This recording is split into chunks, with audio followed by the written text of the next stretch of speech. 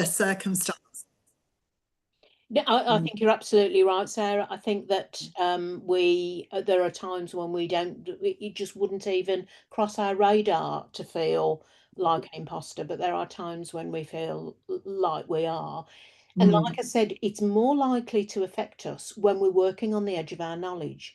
So if we're doing something that is particularly creative or different, or we're pushing ourselves outside our comfort zone, then it's more likely to impact on us. And yet at those times when you're being pushed outside of your comfort zone, that's the very moment when you need that self-belief. Yes. It is a debilitating condition because it can rob you of that self-belief that you need to be able to push yourself and grow. And it's why I decided that I wanted to do something in terms of a solution for today. And I wanted it to be a fix that you take away with you so that once you've gone through this process and once you've completed the worksheet, you will be able to summon your Patronus. For those of you who are Harry Potter fans, I'll explain that in a minute. You will be able to summon your Patronus at the very moment when you need it. So that you never again second guess yourself and feel debilitated by that doubt that imposter syndrome creates. So what I'm going to do, ladies, is I'm gonna crack on. It's now recording. Sorry, I'm in a. Sorry about. That's okay. So can I ask you to switch yourselves to mute? And then I'm going to share the presentation. And we will make a start. And I'll take you through it. Okay. So for those of you, I think I know you all, but for those of you that maybe haven't been to a session that I've done before, my name's Wendy Garcars. I've been doing this stuff for about 35 years in one guise or another. I am a business strategist and an author, but I'm also a second act entrepreneur specialist. What that means is that I work specifically with mature women who have got tons and tons of transferable skill, but sometimes lack the self-belief and confidence to be able to create and scale the business that they really want to see. And so in all of my dealings of working with women, in fairness, and some men, but this is something that affects mainly women, I come across imposter syndrome in some guise or another all of the time. And what I want to try and do is I wanted to create a sort of process that gives you a fix so that you are not continually buffeted about by imposter syndrome. But once you learn how to deal with it, you've got a technique that you can pull out whenever you need to be able to combat some of the worst effects of it. And when I was putting this session together, I was very mindful of I'm a mad Harry Potter fan. And I was very mindful of there is a theme in the book about how young adults deal with courage and how they deal with self-doubt and the lack of confidence. And in Harry Potter's world, that's about how do you protect yourself from the damaging effects that other people can have on you. Dementors, in fact. And J.K. Rowling came up with this idea that you could create a shield to protect yourself, and she called it a Patronus. And it just had such fantastic imagery for me because that's how I view my shield that I've created to deal with my imposter syndrome. And lots of people, when I'm talking to them about the work that I do and this sort of stuff, say to me, don't be ridiculous. Why would you ever suffer with imposter syndrome? Imposter syndrome has nothing to do with the way that you project yourself externally. It's how you feel inside. And every single one of us have the ability to feel that degree of self-doubt because we don't always have the answers. And the more we are using our analytical brain, the more that we are looking at the reflection. It's one of the reasons why women are more affected by this because women tend to overanalyze situations. We don't just see a situation and accept it, come up with a solution and move on, like many men do. although this isn't gender specific, but lots of men just, they're solution providers. They think about a situation that hasn't gone well, they think about what they'd do next and they move on and they never even think about it. The problem with us is that the people who overanalyze is that we always are searching for perfection. So we will overanalyze the situation until we get the perfect answer or the perfect result. And but in what we don't realize is in our mission to get that final answer, to get that perfect solution, we're training our brains not to trust ourselves, because one of the things about your brain is cannot tell the difference between a real event and a memory. And particularly if you are a visual thinker. So if you have a particularly clear memory of something, every time you remember it, your brain thinks it's happened again. It doesn't see it as a memory, it sees it as a real event. And so every time you overanalyze and you play that over and over in your head, you're reinforcing the fact to your brain that you're actually a bit thick and you've made that same mistake 47 times. Now, you haven't, you've made it once and you've remembered it 46 times, but that's not how your brain sees it. So in a way, you're creating this sense of helplessness within your brain because it thinks you keep making the same mistake over and over again. So we need a fix for this, and that's what today is about. It's a simple process that I'm going to share with you, and if you follow the process and you create the system that I'm going to share with you today, honestly, you will be amazed at how little imposter syndrome impacts you in the future. So, what is it? So when people experience it, they experience it differently. But for most of us, it's that little voice in the back of your head that says, who are you to be doing this? Or any minute now, somebody's going to come through the door and find out you haven't got a clue what you're doing and they're going to tell everybody else in the world. And it's there that what this does is it's there as your brain's way to keep you safe. So I said it's more likely to happen when you're working on the edge of your knowledge, and it is. And the difficulty is that when you push yourself out of your comfort zone, your brain isn't sure whether you can survive that. And so what it does is it's its job to keep you safe. Your subconscious is trying to keep you safe and keep you protected. And the way to do that is to drag you back to your comfort zone because it knows you can function in your comfort zone. So that's why it happens, and that's why it uses the very clumsy tools that it does to try and get your attention, i.e., who are you to be saying that about yourself? It's a lot more common than you think. And even if you combat imposter syndrome in one area of your life, as Sarah mentioned earlier, this can happen to you in any facet of your life.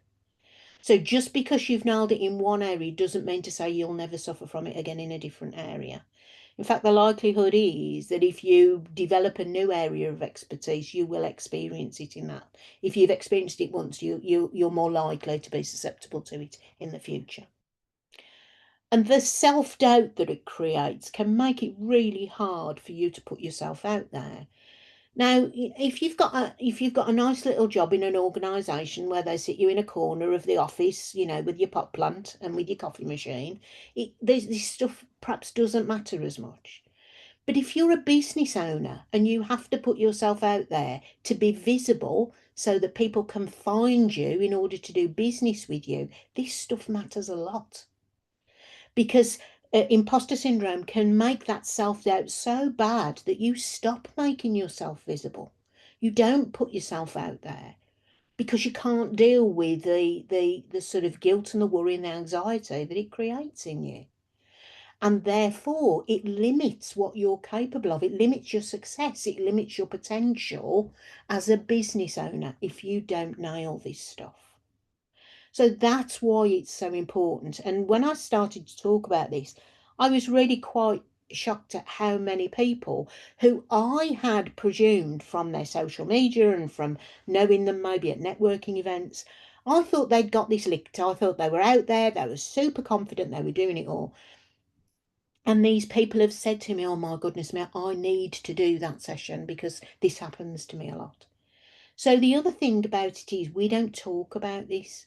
When we're experiencing it, we don't talk about it because somehow we think it's true. And one of the other things that J.K. Rowling says in her books is that the fear that is created is very often worse than the thing itself. So your fear of being visible, your fear of being seen as the expert, the fear of putting yourself out there is actually much worse than doing the thing of putting yourself out there. So we need to have a process that helps us manage that. And that's what I'm going to share with you today. You have to recognise without the visibility that you need, you will struggle to make your mark in business. So it's really important that we get a handle on this and we deal with it in a really productive and positive way. Visibility, if you're a business owner, is your superpower. You know, if people can't find you, they can't do business with you. So being visible and being confident about that visibility helps you connect with those clients and grow that loyal network that you need to be able to build the basis of your business on. You also have to be fairly confident to be able to share your story, and sharing your story is how you become visible. People like to think it's because you talk about your product or your service and you show people how brilliant you are. That's absolutely not it at all. People buy from people. So if they want to work with you, they need to get to know you. By getting to know you, they learn to like you and like what you do and what you stand for. And if they like you, then the next stage on from that is trust. And people will only buy from people they know, like, and trust. You need all three. So the degree of visibility you need to create that know, like, and trust is significant, because for a lot of us, a lot of those connections come online. They're not the face-to-face handshaking, share a cup of coffee with. Some of them are like that, but the majority in the current climate that we're in is going to be online. And so you need a mechanism that enables you to do that and do it in a positive way. Want you to think about some of the women that you admire in business, and it can be anybody. It could be, you know, Sarah Davies from off the telly who does the dragon. It could be somebody that you network with. It could be a key figure, maybe who runs awards or whatever. It could be a celebrity. If you think about those women that you admire, they are visible. They have nailed this. You know, one of the people that I'm very, very much in awe of is Alison Hammond. If I think about her and what she's created for herself, against a lot of stereotypical naysayers, I have to say, she's created a fantastic persona for herself where you feel when she comes on the telly, she's like a warm hug. You feel like you know her, you feel like you're already in her circle. She works very, very hard on her visibility, and it pays off. And what you get when you see Alison Hammond on TV or in real life, you get this feeling that there's an authenticity about her. You get what you see what you get. And so we need to be able to cultivate that, because the other thing is, if you try and be someone that you're not, people will instinctively know that. People smell insincerity a mile off. And so you can't pretend. One of my worst sayings that I hear people say all of the time, all you've got to do is fake it till you make it. If you fake it, people will not trust what they see. So that is not a solution. What I want to give you is a process that gives you the ability not only to show up, but to show up as who you really are, so that people get the authenticity of your message and of your service and of your business. Now, in order to do that, lots of people need a shield to make you okay with that level of visibility, because being visible means that you become vulnerable for a while. And I'm going to share with you a bit of my story. Some of you may know, some of you may not. But for my sins, a few years ago, I decided that I was going to stand for Parliament. And so I became a candidate at a general election. And I thought that people would just see me for who I am and accept that at face value. I had no idea how poisonous the whole issue of politics has become. And by standing up for what I believed in, essentially that resulted in me being trolled to a degree where I was having death threats. I was having notes through the post to say that people knew where I lived, and that they would certainly pay me a visit late one night when I was on my own. And I was getting really quite vile messages through all of my social media. I had to take all of my social media down at the time. Now, bear in mind, I was doing this at the same time as I was trying to run a business. And what I realised was that people can tell whatever lies they want about you on the internet, if that's what they want to do. And you've got very little power to do anything about it. Can't get them to take it down. I got the police involved. There's very little that they could do. So this process of character assassination, which is what it felt like for me, made me terrified of being visible again.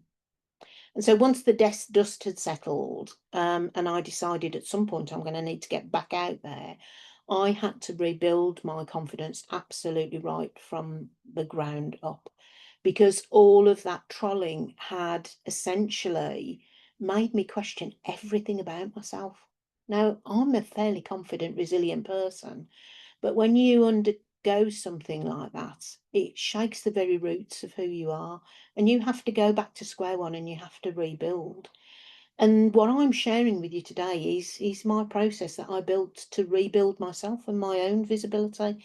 And lots of you will say, don't be ridiculous, Wendy, you're everywhere. I have people saying to me all the time, my goodness me, you're everywhere. I've had to reclaim that back, and this is the process that I've used to do that. And so I really hope that what I share with you will give you the sort of fresh start that it gave me, really.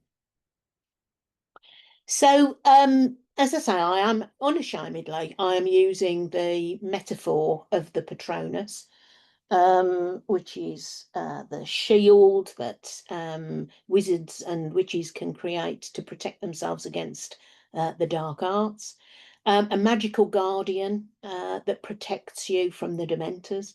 Um, it's a projection of the caster's happiest memory and emotion. And the idea behind it is that if you take yourself to a place where you feel powerful, where you feel confident, where you feel sure of yourself in that situation, actually that emotion releases chemicals throughout your body that means that you are able to get back your objectivity about yourself and your perspective.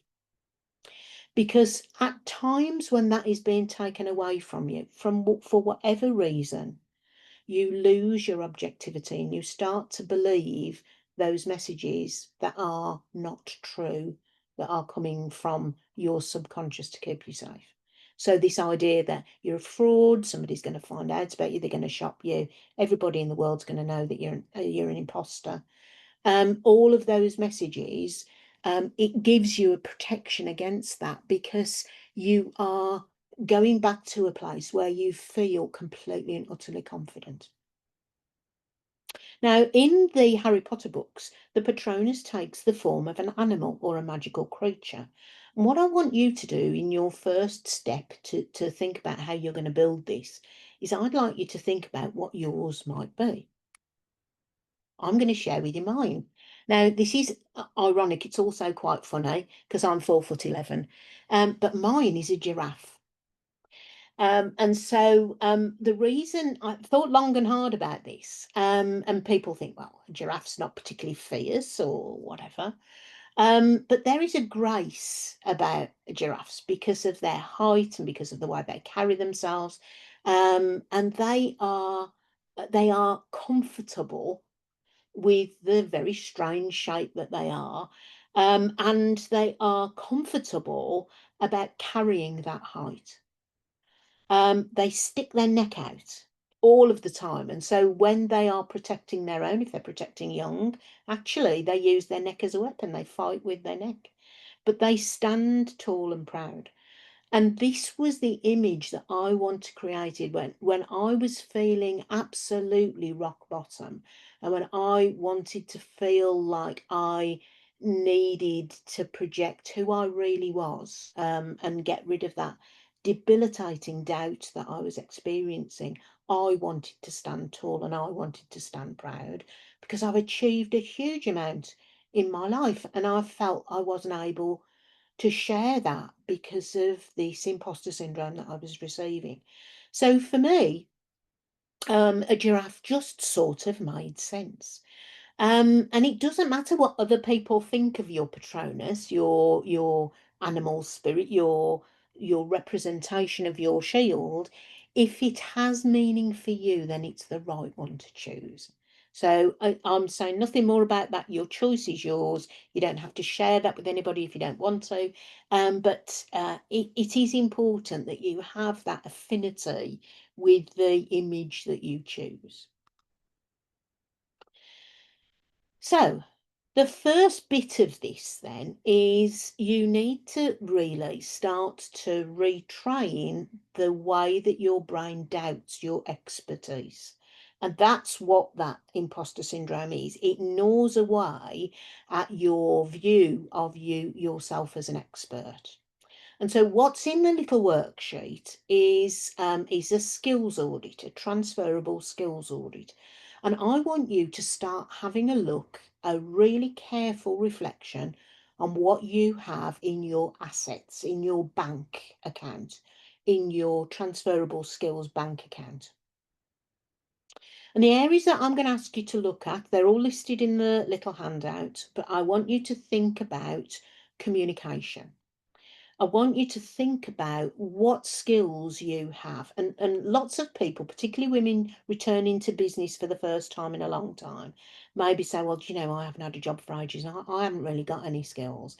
And I often say to them, if you've ever negotiated a marble out of a 2-year-old's mouth, don't tell me you haven't got communication skills. It's about the effect that you have. It's not necessarily about thinking about the skills in a business setting, but just thinking about what the skills enable you to do. So when I'm asking you to think about communication skills, I'm asking you to think about, can you think of examples where you've influenced somebody, where you've used rational debate to change somebody's mind or change somebody's opinion? How good are you at giving and receiving feedback? Giving feedback is something that we all do, but receiving it is a little bit more tricky because we have to be open and honest, and we have to be open to change and open to improvement. We might seek to negotiate. I've given you an example of that, but we also might seek to influence other people. We might need to use empathy to be able to put ourselves in somebody else's shoes, to see a problem from their perspective.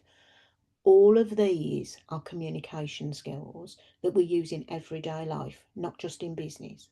So when you're starting to do your skills audit, and it should take you quite a time to do this, because I want you to think deeply about this. I want you to really challenge yourself to identify these skills that you carry around with you.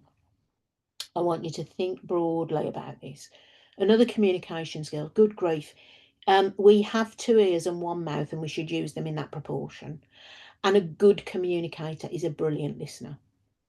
They will listen more than they talk because they recognise that while they're receiving stimulus from other people, information from other people, they are then setting themselves up to be able to respond in the best possible way.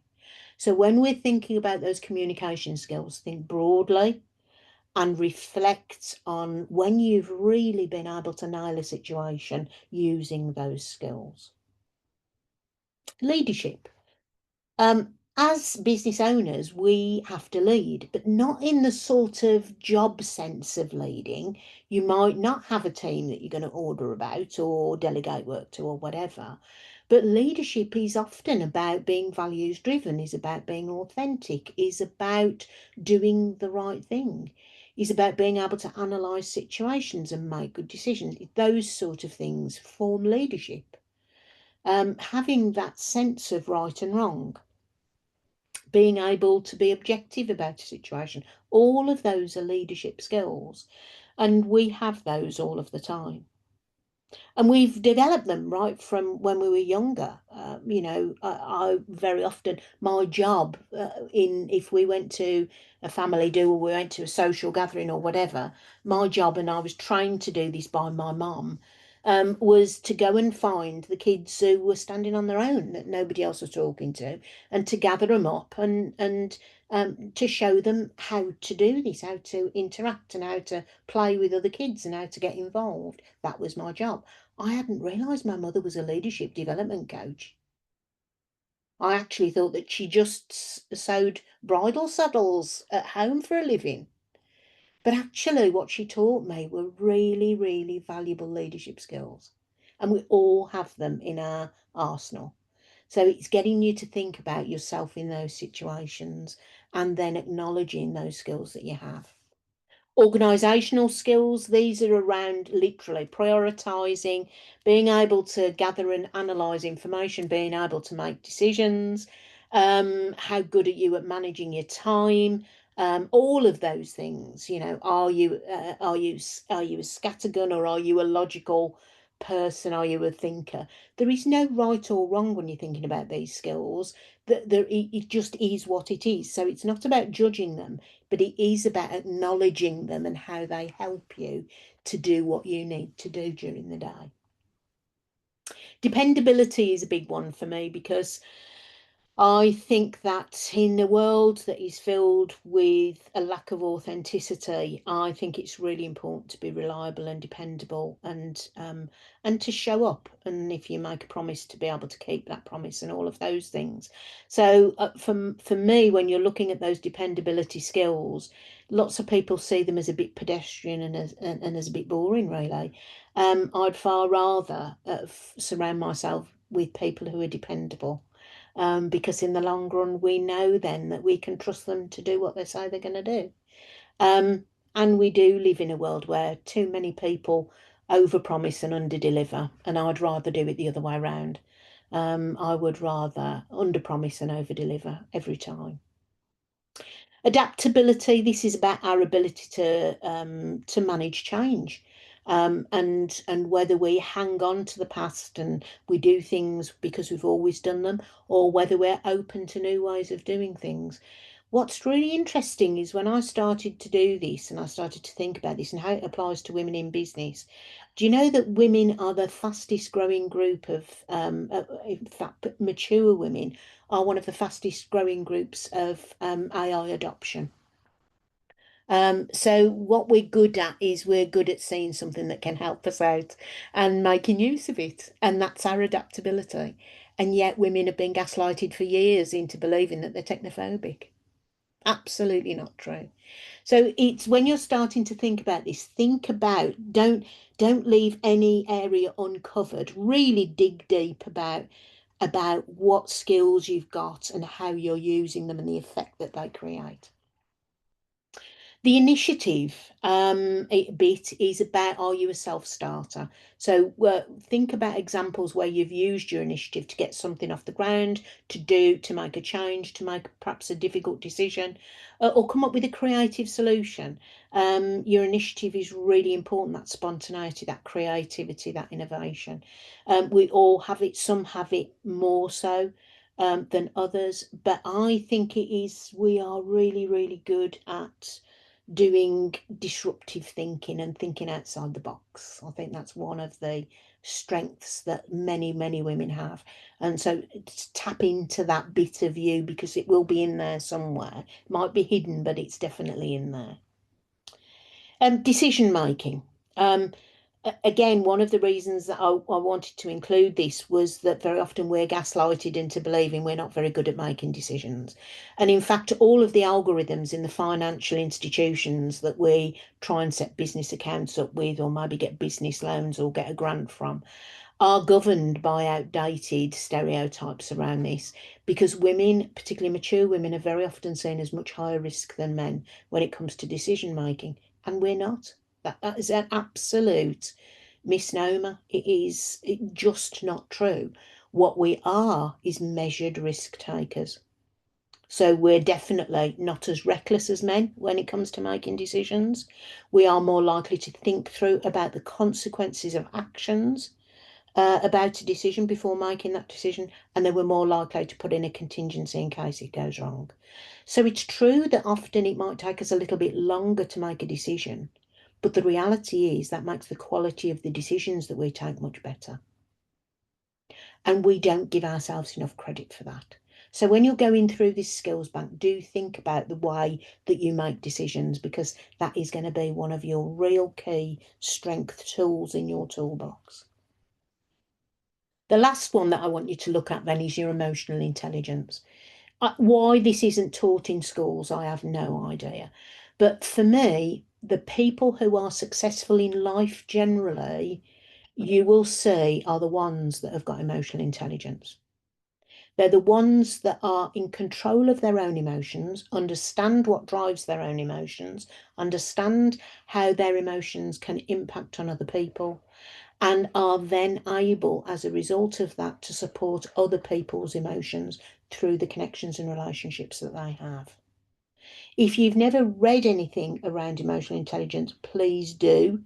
Go from here and Google it, and there's loads and loads of information, loads of books.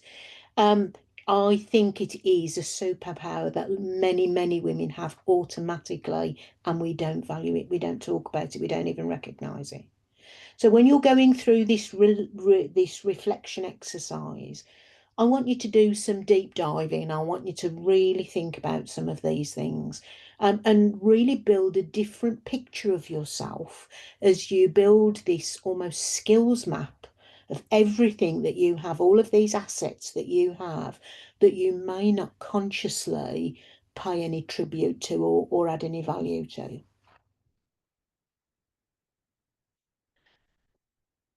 When you've gone through that, oh, sorry, there is one other exercise that I want you to do before I leave that. So you can put as much time as you like into this. When I was doing this exercise, it took me probably a couple of hours to do this and to get a reasonable skills map, which I frequently add to. It's not a static thing, you add to it and things change and stuff. So I spent a good couple of hours doing some deep reflection about this. But then the other thing that I did was I recognised that imposter syndrome very often happens when I'm trying to position myself as an expert. And so I'm thinking, who are you to class yourself as an expert? And lots of women think that when they're, particularly in business, how can I put myself out there as the expert in this or the expert in that? So in your worksheet, the second bit of this exercise is for you to do a expertise investment log. And what I want you to do is I want you to think about every course that you've done, every book that you've read, every seminar that you've watched, every podcast that you've listened to, and every piece of work with a client that you've done where you've been investing all of that into growing your expertise and your knowledge. And I just want you to start to do a tot up of all of that expertise. And here's a clue. When you get to 10,000 hours, you've already reached world expert status. It is quite eye-opening when you start to do this. I've been a lifelong learner for 40 years. I just stopped counting because it was just ridiculous. Every course, every book, every qualification that I've got, all of those things. And when you start to see how that time that you've invested in your expertise starts to mount up, you will never again question your ability to use that word expert about yourself. Because you've put the time in, you've put the legwork in, you've got the results. Lots of you will even have the pieces of paper to prove this. And what it does is it provides absolute solid social evidence, social proof to your brain that it is absolutely right and proper that you can call yourself an expert in your chosen field. So once you've done that, what you've created then is you've created this lovely pocket of social proofs for your brain that actually it's okay for you to stand up and say, I am the expert. But if you are going onto a stage and you're standing there and having to say that out loud, or you're going to a networking meeting and you're going to introduce yourself as this expert, imposter syndrome will still come and knock on the door. So what I want you to do is I want you to use that now and create this physical shield, this Patronus that we've talked about. You've got the social proof in your skills and in your expertise. You can also use testimonials and your successes that you've had. I had a fantastic success this morning when somebody who I was on a coaching call with said, you know what, 3 months I was making a loss and I've just looked at my figures today and now I'm making a profit in 3 months. That is social proof. That is proof that I know what I'm talking about and I have an impact on the people that I work with. Remind yourself about that stuff because this is the metal that you're going to use to forge your shield. You can even create case studies of those transformational stories, but buried in all of those, there will be one really strong memory that stands out. It will be the moment when somebody said to you, you've just changed my life. You have made me believe that I can do things that I didn't think were possible. You have enabled me to turn my life around. You have helped me give up drugs, or you've helped me give up alcohol, or you've helped me lose 5 stone, or whatever your thing is. You will have a moment where somebody says to you, you have changed my life. And I want you to pick up one of those memories. You'll probably have more than one.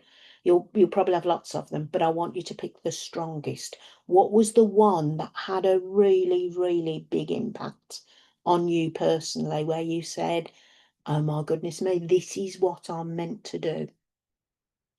And I want you to play that in your head like you were watching a film. Play it like a mini reel or like an advert in your head. Visualize it. Where were you? What were you wearing? Where were they? What were they wearing? What were you doing? What was the situation around it? What was the emotion you felt when that person said to you, you've changed my life? Think of it in as much detail as you possibly can. And then I want you to turn it into that reel that you can play in your head whenever you need to. Now, if you go back to what we said, your brain can't tell the difference between a memory, a remembered event, and a real event. So rather than play the negative stuff about what you did wrong or what you could have done differently or when it all went hideously wrong, why not substitute it for a positive memory? One that you've actually experienced, not one that you've imagined, one that you've actually experienced where you have changed somebody else's life. And use that as the thing that your brain remembers and associates with you and your expertise. So you've forged your shield out of the metal that is your experience and your skills. You've painted the animal, your Patronus, on the front of it, the animal that you're going to be, that is the representation of all of those things, your greatness, your ability to make a difference to somebody else. What you need to be able to do is to use that shield so that you're looking at yourself through a lens of your strengths, your values, and your reason that you do what you do. And this process will give you all of that. You then turn that into your showcase, your visualization, your little mover that you play in your head, which gives you a real example of how you have made a difference to somebody else in your life. And once you've done that, this is your shield. You can play, you can use it whenever you want to. You can summon your Patronus whenever you need to. You just have to take yourself back to that memory, to that reel. So when you're really experiencing that self-doubt and imposter syndrome's knocking at the door, you can say, okay, let me play my movie, my mini movie, and let me prove to myself why that just isn't true. Why that imposter syndrome is lying to me. They're trying to keep me from doing what I'm good at doing. I'm going to play that movie and I'm going to remember that actually I am not that person. I am this strong individual, skilled expert that can help other people achieve greatness. In the handout that I've given you some physical things as well that will help you when you're summoning your Patronus, when you're summoning your shield to deal with this. It helps for you to be grounded. Now, you can do this sitting down or you can do it standing up, but that you ground yourself by making you absolutely solid with whatever your surface you're in contact with. So if you're standing, you put your feet directly underneath your shoulders so that you are absolutely rock solid. You're not weaving around like a ship in a gale. You're absolutely rock solid. Your hands are down by your sides. Your head is straight. And you are absolutely rock solid. You can feel the ground through your feet. If you're seated, you can do the same if you're in a chair. You can put your feet on the ground so that your feet feel the ground that you're on, and that your bottom feels the seat that you're sitting on. And you can make sure that you're sitting upright, and you can just center yourself. It takes seconds, but it's a really good way of connecting yourself with solidity. Then you replay the memory, like that mini film reel that we've talked about in your head, and you experience what will happen is that your brain, because it's going through this and it can't tell that it's a memory, it will release the same chemicals into your body. So it releases the endorphins, it releases those positive endorphins into your bloodstream, so that you start to feel the power, not just think about the power. And what I'm going to say to you is you need to be practicing this short and often until you get into the habit of being able to summon this at will. So what I'm saying is, once you've done the worksheet, once you've got the raw materials in place and you've got that reel, then what I'd like you to do, even if you're not feeling imposter syndrome, I'd like you to do some short practice sessions. So short and often. It only needs to be 5 minutes. You can do it twice a day. But I want you to get you used to summoning your Patronus when you decide you need it. Not just waiting and hoping that it will kick in when you need it. I want you to be in control completely of this process. By doing this, what you actually create is the antidote for you for imposter syndrome. Does it mean you'll never suffer from it again? Absolutely not. But what it means is that when it does come knocking on the door, it will not leave you debilitated in a heap on the floor. It will leave you in a position where it's a hiccup that you deal with and you move on like a blip in the road. It doesn't stop you from doing anything that you want to do. Your visibility is a journey, and you will only take it one step at a time. You're already making an impact in what you do. You just have to remind yourself of that from time to time.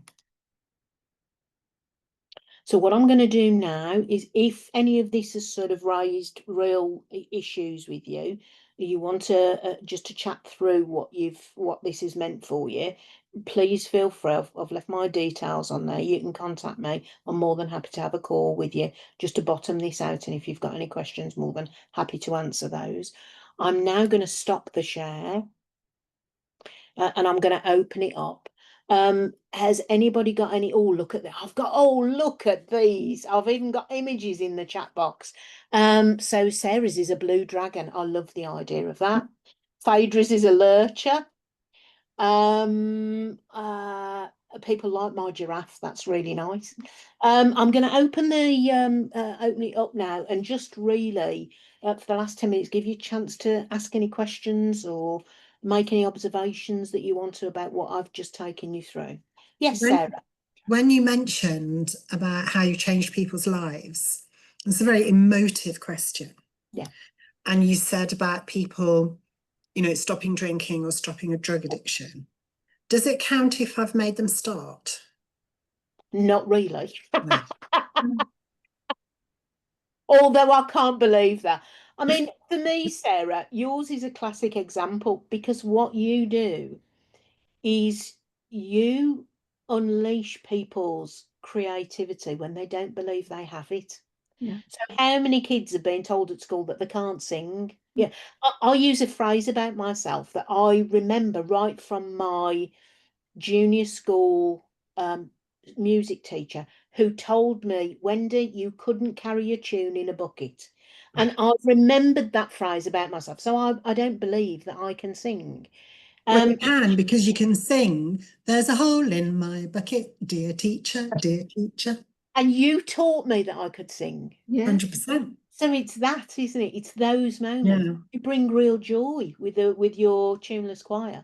So it's tapping into those moments. Yeah, and I was trying to think of, I haven't actually made anybody stop a drug addiction or a drink problem, but I was able to find it by thinking about the words that people have put in greetings cards. Yes. So when people can't tell you that you've made a difference, they often put it in a greetings card.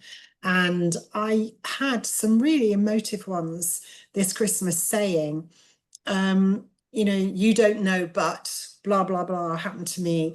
And coming to choir has given me the confidence to face the world again, or to just, I look forward to coming and just having a laugh once a week in a safe place. Yeah. And so it was really when I saw the written word that I realised, I do have a good effect from time to time.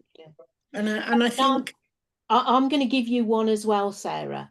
When we launched Refinement last October, we had a room of 25 women.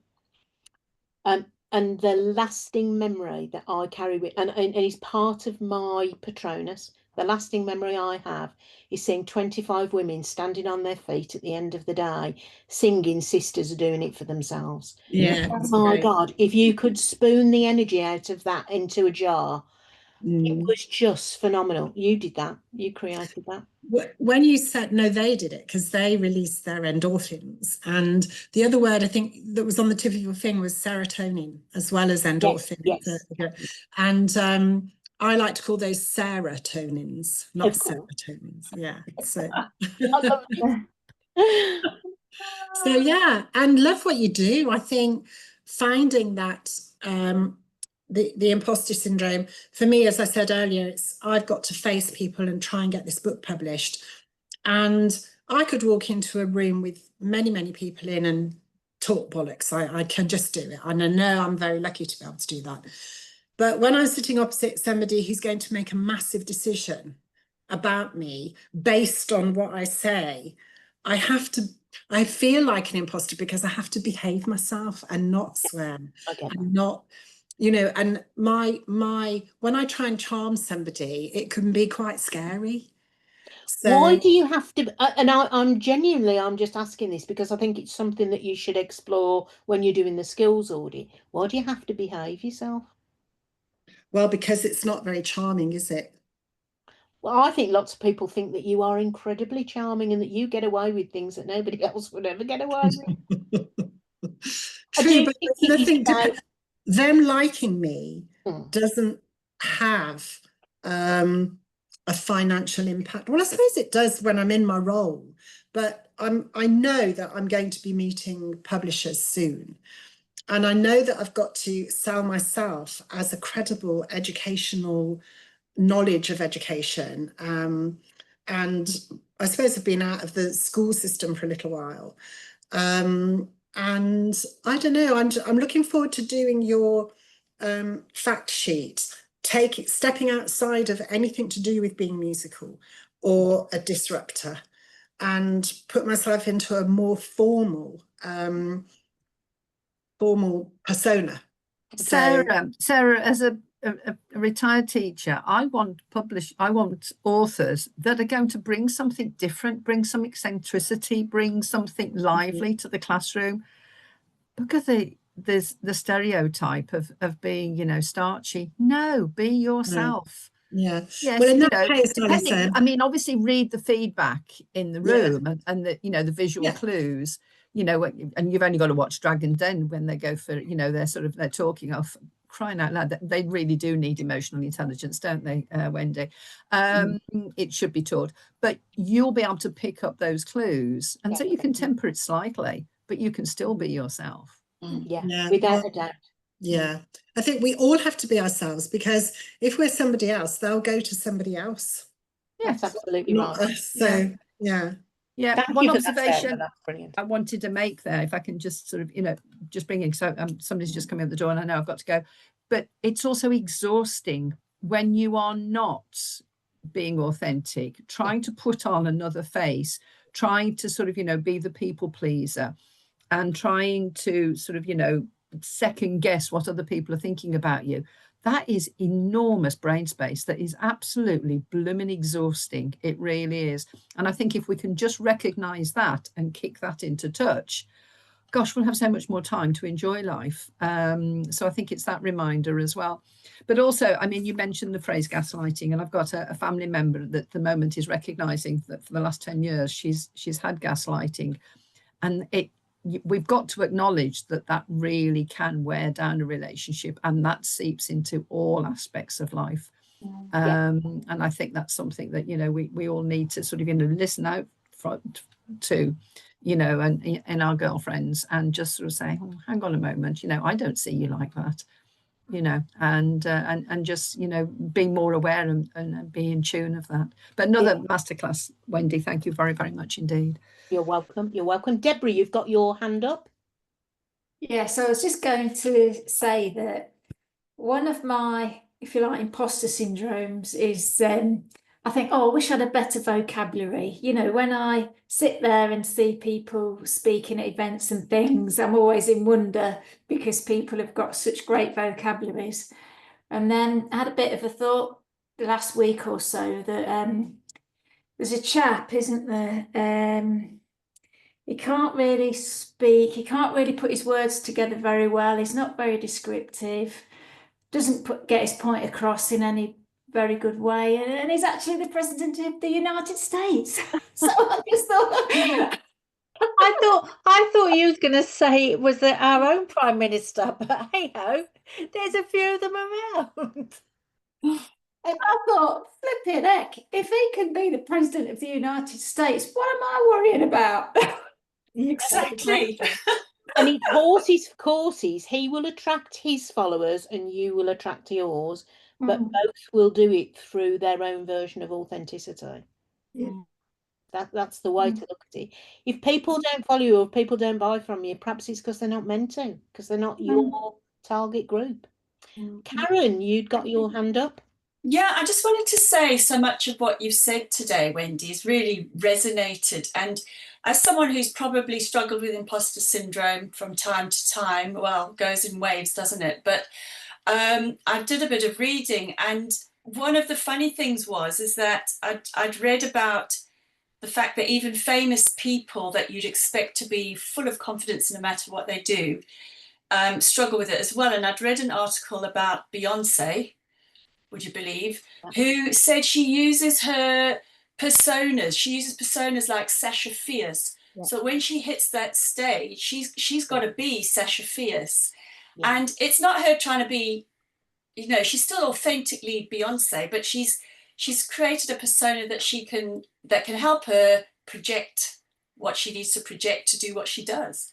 Sasha I Fierce, thought that was quite interesting, you know. that is her Patronus.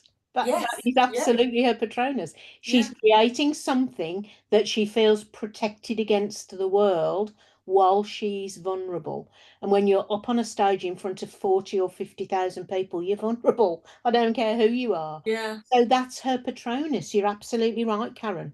I mean, I don't make a Patronus. I think the way you've put it today is really useful. I'm going to really do those exercises. But the one thing I have done before is when I've gone in to talk about something that I'm perhaps thinking, why should people believe me? Or, you know, the usual things that niggle away at your head, is I've separated myself. That's my professional person, and this is my at-home person. My professional person will know what to do. So myself, I can relax because the professional person will take over and do it. And when I say that to myself, it actually does work a bit. So Yeah, that's absolutely it. That's absolutely just something I do. Lovely. Thank you for that, Karen. Bev, yes. Yeah, mine's an interesting one because the animal that came up for me, and I'm quite happy to share it with the rest of the group, is a sloth. All right. Because I've been doing a lot of work on myself and through workshops, and I've been on ChatGPT to help me do a lot of stuff. And one of the things that's come out is that I am better when I'm working slowly. Yeah. Is why the sloth came up. And I think if I work too fast, I'm not being true to myself or true to anybody else. Yeah. And I don't digest anything properly. And I'm not just talking about food, I'm talking about what I'm working on and who I'm working with. And in my fabric painting workshop, Taruna was there, if you know Taruna. Oh, yeah. And she went in with a head on, I can't do it, I can't paint, I can't draw, I can cook, that's about it for creativeness. And I think because I slowed the session down, stopped her, I didn't initially stop her from asking questions, but every time she asked one, I threw it back at her and made her think about what she was going to say and do. She came out of that workshop and cried and said that she didn't think that she could be creative, but she could. But I think I just slowed it down. So I do think that sloth, although it sounds quite ironic, is my animal. So yeah. You know what, Bev? If it's got a resonance for you, it doesn't matter what anybody else thinks. So, you know, you go with something that is heartfelt. What a fantastic memory to play, that you have helped to unleash somebody's creativity and belief in that when they didn't think they had any. I mean, that's pretty fabulous. So yeah, I would use that definitely. Fantastic. Phaedra. Right, I can resonate with Bev because everybody thinks of lurchers as being fast, but they're called the fastest couch potato because they're so chilled out. And I think we should all be more like dogs because they don't care what other people think. They're joyful. They live in the moment right now. And I do channel my dogs. You know, they are asleep most of the time. And that's slowing right down. I mean, I was going to say about being eloquent. I'm from Bedworth, or Bedworth, as we say. And when I first started my business, I was going to Stratford and Kenilworth, and everyone was well spoken. And I started putting my Rolls Royce voice on, like, "Oh, hello, how are you?" And then I was like, "But that's not me. I don't, you know, I've got a proper Bedworth accent. I've lived here all my life." And I think I don't know if I would call it imposter syndrome. Mine is more of a confidence thing, which I suppose is part of it, because I don't know how to be anything other than me, and I quite like myself. I'm quite happy with who I am, but it's the knowledge and how to share it, isn't it? Because I can't think of how I'm changing people's lives, because there are people on here who are remarkable, who are actually changing lives, like yourself, Wendy. But no, but Phaedra, no, that's not right. I mean, you know, I remember coming to you when I was absolutely knee deep in meetings. I'd got 60 odd meetings in front of me. My head was about to implode. I was about to go under the water, genuinely. And I had a quick conversation with you, and you put together a spreadsheet for me to manage all of that. And my God, you saved my sanity just before Christmas. You saved my sanity. Don't underestimate the impact of what you have. If I hadn't have done that and I'd have gone on, I could have been absolutely one of those people suffering from overwhelm, finding myself with a serious mental health problem because I'd taken too much on. And I needed something that would help me make sense of it all. You did that for me. So don't, you know, you might not think that that was life changing. I would say actually that was one of those moments that was life saving. I could have Blimey. water. So don't underestimate what you Yeah. do. It's not for you to say the impact of Yeah. what you do. It's for your clients to say that. Yeah. Oh, thanks. You're welcome. Anybody else? Right, well, I've gone 6 minutes over, so huge apologies. I hope you found that really helpful. What I will do for all of you is I'll put the recording and the little sheet again in an email to you all tomorrow, when the recording's done and everything, and it'll be up there for a month for you to watch. So have a look. But if in the meantime there's anything that comes up while you're going through this and you just feel you need to touch base, please feel free to email me. I'm more than happy to work through that with you. If there are no other questions, I would say thank you ever so much for coming along. I hope you found it useful. And I'll see you soon. Take care, everybody.